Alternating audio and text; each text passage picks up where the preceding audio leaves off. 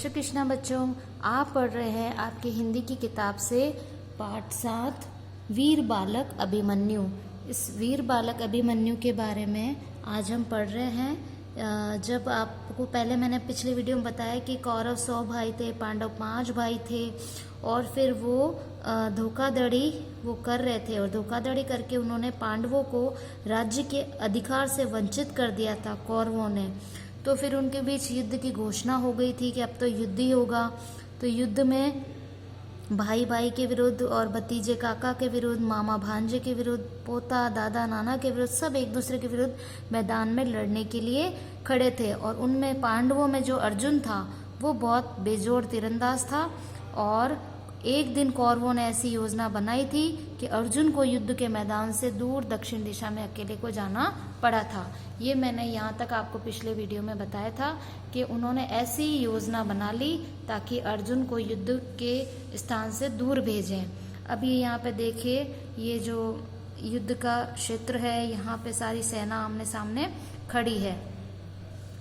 अब यहाँ से हम पढ़ेंगे आगे।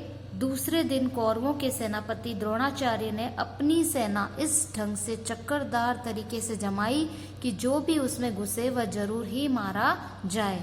अब इन्होंने कौरवों ने क्या योजना बनाई थी कि अर्जुन को हम युद्ध के मैदान से दूर भेज देंगे। कौन सी दिशा में? दक्षिण दिशा में, अकेले के लिए। जब अर्जुन वहां से चला जाएगा तो पीछे जो भाई बचेंगे उनको हम आसानी से मार देंगे। उनकी ये योजना थी। तो उन्होंने दूसरे दिन क्या किया? कौरवों के सेनापति द्रोणाचार्य, कौरवों की सेना के सेनापति कौन थे? द्रोणाचार्य थे। उन्होंने अपनी सेना इस ढंग से चक्करदार तरीके से जमाई कि जो भी उसमें घुसे वह जरूर ही मारा जाएगा। चक्करदार तरीके से उन्होंने जमाई कि जो भी उसमें घुसे वह जरूर ही मारा जाए। अर्जुन को तो पहले ही उन्होंने दक्षिण दिशा की ओर भेज दिया और फिर उन्होंने सोचा कि अब हम हमारी सेना को हम ऐसे चक्करदार यानी गोल गोल चक्र की तरह ऐसी चक्करदार तरीके से जमाएंगे कि उसमें जो भी घुसेगा वो जरूरी मारा जाएगा। ऐसे तरीके को चक्रव्यूह कहते हैं। जो सेना को चक्करदार तरीके से जमाई जाती है तो ऐसे तरीकों को क्या बोलते हैं? चक्रव्यूह। क्या बोलते हैं बच्चों? चक्रव्यूह कहते हैं। ऐसे चक्रव्यूह में घुसने और निकलने की विद्या केवल अर्जुन को ही आती थी। ऐसा चक्रव्यूह जिसमें घुसने के बाद में निकलना बहुत मुश्किल होता है, ये भी एक कला होती है। अगर कोई व्यक्ति इस कला को नहीं जानता तो वो उस चक्रव्यूह में घुसने के बाद अवश्य ही मारा जाएगा। लेकिन जिसको इस चक्रव्यूह में घुसने की और बाहर निकलने की विद्या आती है वो व्यक्ति बच जाता है। तो ऐसे चक्रव्यूह में घुसने और निकलने की विद्या केवल अर्जुन को ही आती थी। और अर्जुन उस दिन युद्ध के मैदान से बहुत दूर चला गया था।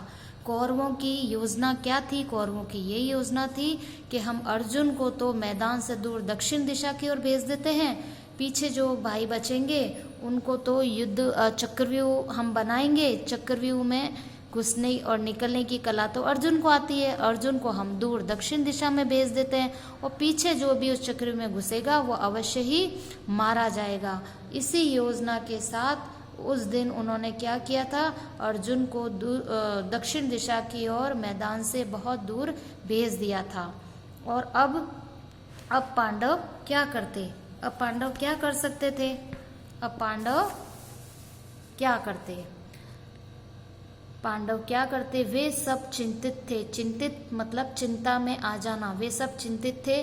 उन्हें समझ नहीं आ रहा था कि चक्रव्यूह भेदने के लिए किसे आगे करें। वे समझ गए थे कि आज पांडवों में से कोई भी जीवित नहीं बचेगा। जब अर्जुन को दूर दक्षिण दिशा में भेज दिया तो फिर पीछे जो 4 पांडव भाई बचे थे वो सब चिंतित थे, सब चिंता में हो गए थे क्योंकि चक्रव्यूह में घुसने की और निकलने की विद्या सिर्फ अर्जुन को आती थी, बाकी किसी को नहीं आती थी। तो सब चिंतित हो गए। उन्हें समझ नहीं आ रहा था कि चक्रव्यूह भेदने के लिए किसको आगे करें।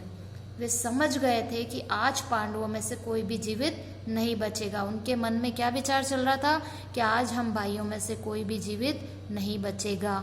अब किसे आगे करें? जिसको भी आगे करेंगे उसकी मृत्यु तय है, उसकी मृत्यु निश्चित है, कोई भी नहीं बचेगा। ऐसे में अर्जुन के पुत्र अभिमन्यु ने कहा, तात आप लोग चिंता ना करें, चक्रव्यूह को भेदने की विद्या मुझे भी आती है। मैं आप लोगों को चक्रव्यूह तोड़कर भीतर तो ले जा सकूंगा, मगर बाहर आने की विद्या मुझे नहीं आती। तो जब सब चिंता की स्थिति में थे, सोच रहे थे कि आज तो हम में से कोई जीवित नहीं बचेगा, ऐसे में अर्जुन के पुत्र अभिमन्यु, तो ये अभिमन्यु किसका पुत्र है? अर्जुन का। तो अभिमन्यु ने कहा, क्या कहा? तात आप लोग चिंता न करें, आप लोग बिल्कुल भी चिंता न करें, चक्रव्यूह को भेदने की विद्या मुझे भी आती है। चक्रव्यूह को भेदना मतलब चक्रव्यूह को तोड़ना या चक्रव्यूह में घुसना, इसलिए कि इसकी विद्या तो मुझे भी आती है। मैं आप लोगों को व्यूह तोड़कर भीतर तो ले जा सकूंगा, मगर बाहर आने की विद्या मुझे नहीं आती है।